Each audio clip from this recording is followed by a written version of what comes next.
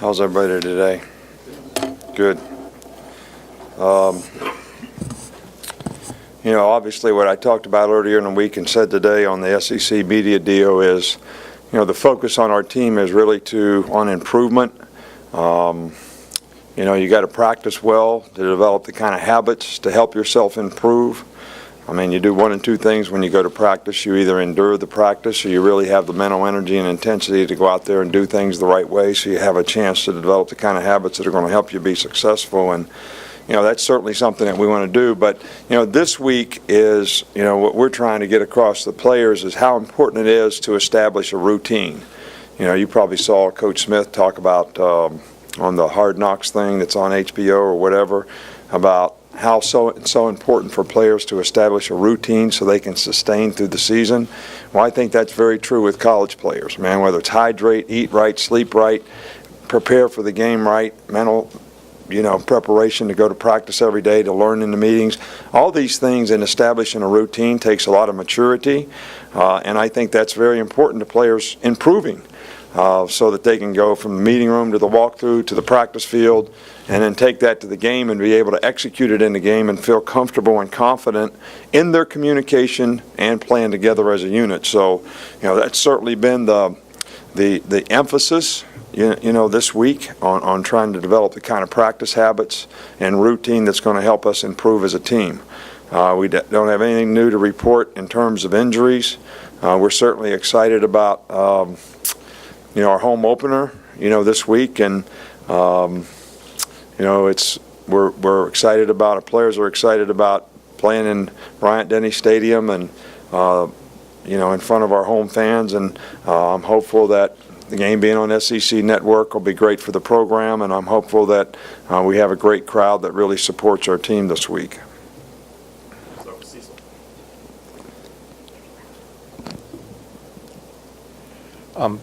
Coach, I have one that's not about the game. I apologize for being a little off topic, but Rolando McClain made the team in Dallas, going to start for Dallas. Can you just talk about his story, what he did his year here, and how he'll impact them? Well, Rolando McClain is one of my favorite, people in the whole world, one of my favorite players, in the whole world. He actually came here, the first year we were here. We never won a game, didn't have a very good team.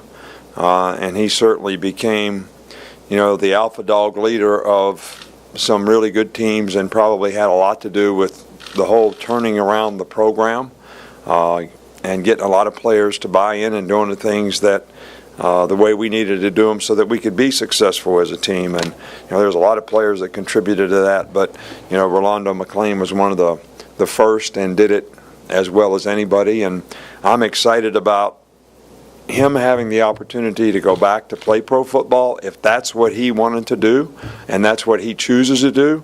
And I wish him the very, very best in his career. And, hopefully he'll do well in Dallas for Jason Garrett and Cowboys. And we'll be excited to watch him play. I know you have some options at wide receiver, but with DeAndrew being out, is there one guy that moves over? Is it a rotation? Well, Christian Jones can play, where DeAndrew White plays. Chris Black can play, there, and is a guy that probably deserves to play more than he has played, so this will be an opportunity for him. Ardarius Stewart can play there as well. So, and all those guys will probably get some opportunity to do it. And just asking about Trey DePriest, just what have you seen from him leadership-wise throughout the preseason that makes it good that he's coming back for this second game of the year? Well, I think that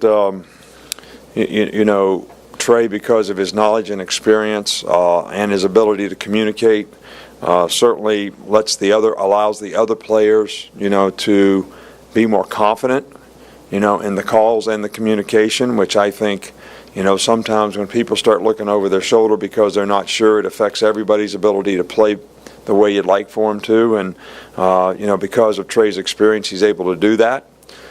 We certainly want Trey to continue to set the kind of example that is going to be beneficial to lead other players on our team. And that's something he's capable of, but we certainly challenge him that way all the time. With Adam Griffith, we saw his talent making those 4 field goals, but how is he just kind of mentally and in that aspect of being a kicker and psychologically and all that? Well, I've always liked Griff because he's kind of a, you know, he's never been one of those guys that gets affected by much at all, which I think one of the biggest things that guys have to be able to do, especially when you're a specialist. I mean, when you're a player, you have to do it, but you can do it on the next play. You know, when you're a specialist, you know, you may not go punt or kick for 20 more minutes or a half hour in a game. All right, so, you know, you can't let that linger with you. You know, it's kind of like, you know, your golf swing. You got to have confidence in it, and every now and then you're going to hit one to the right. All right, but if that affects everything you do, then you're probably going to play bad for the next couple holes. And Griff's always been a guy that can seem to just stay focused on, all right, here's the benchmarks of what I need to do to kick well. All right, and he's been able to do it fairly consistently and doesn't get bothered by a lot of stuff. Two more, Michael. From looking at film of other teams and the way you guys operate, what makes your hurry-up version of the offense different from maybe some of the other teams you see who go maybe a little bit faster than you guys? Well, we weren't really trying to go fast. I mean, we can go fast, but, you know, to me, for us, it was a communication issue. It's easier to communicate, you know, when you're going no huddle because you just have sort of code words and short words for plays and passes and all that kind of stuff. So it eliminates the communication in a huddle. It makes it easier for the quarterback. So, you know, that's the reason that we went to it to settle Blake down in the game. So we weren't trying to go fast. We were just trying to help him manage the game better and have more time when he got to the line, and it was effective for him and for us. I want to ask about Ardarius. I think him and Chris had the most snaps, it seemed like, especially after D. White was out. But just the improvement he made, I know you talked about him in fall camp, but that he's in this position now to get these snaps. But, you know, I think that some of these guys that are young players that haven't played before, they don't understand the importance of attention to detail. You know, and then they get in the game and they don't do things exactly right, and it's a great learning experience for them. And I think he learned a lot in the last game and probably be better prepared, you know, this time around. And hopefully he'll improve, you know, because of that. You know, he's got a lot of ability, strong, fast, and explosive.